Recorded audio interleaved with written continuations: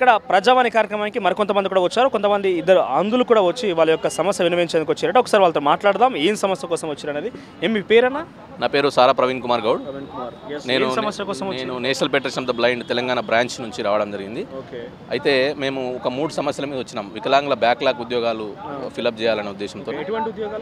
దాంట్లో బ్యాక్లాగ్స్ అంటే junior assistants, senior assistants, సూపర్డెంట్లు, అటెండర్ పోస్టులు, జూనియర్ అసిస్టెంట్స్ ఇవి వస్తాయి, రికార్డ్ అసిస్టెంట్స్ ఇవి వస్తాయి. అందులో కమాటీలు, హాస్టల్లో వర్క్స్, కుక్స్ ఉంటారు కదా, ఆ కుక్స్ ఆ పోస్టులు వస్తాయి. అయితే అది ఫిలప్ చేయాలని చెప్పి వచ్చినాం. ఇంతకుముందు 10 ఏళ్ల నుంచి ఇంతవరకు ఒక పోస్ట్ కూడా ఫిలప్ కాలేదు. తెలంగాణ వచ్చినప్పటి నుంచి ఒక బ్యాక్లాగ్ వేకెన్సీ కూడా ఫిలప్ కాలేదు. దాని ఉద్దేశంతో ప్రభుత్వానికి మొన్న జనవరి 2వ తారీఖు నాడు వచ్చి ఇక్కడ ప్రజావాణిలో ఇచ్చిపోయాం. మళ్ళీ ఈరోజు మళ్ళీ ప్రజావాణిలో కలవడానికి వచ్చాం.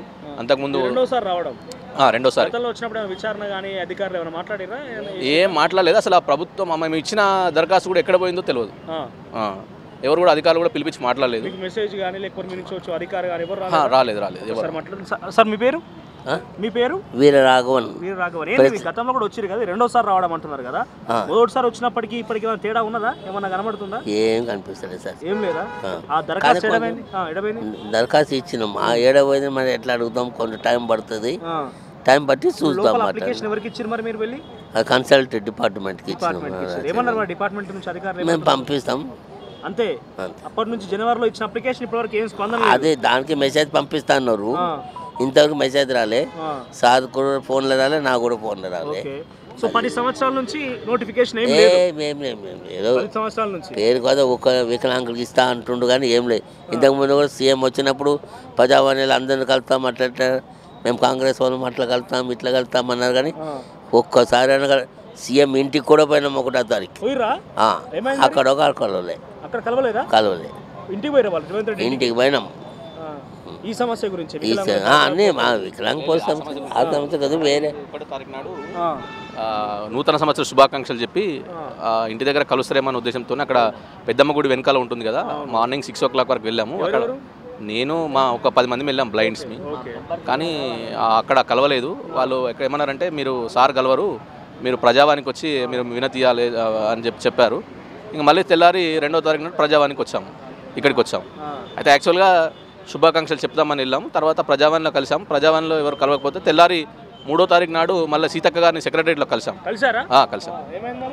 ఏమైనా చేస్తాము, ప్రాబ్లమ్స్ సాల్వ్ చేస్తామని చెప్పారు.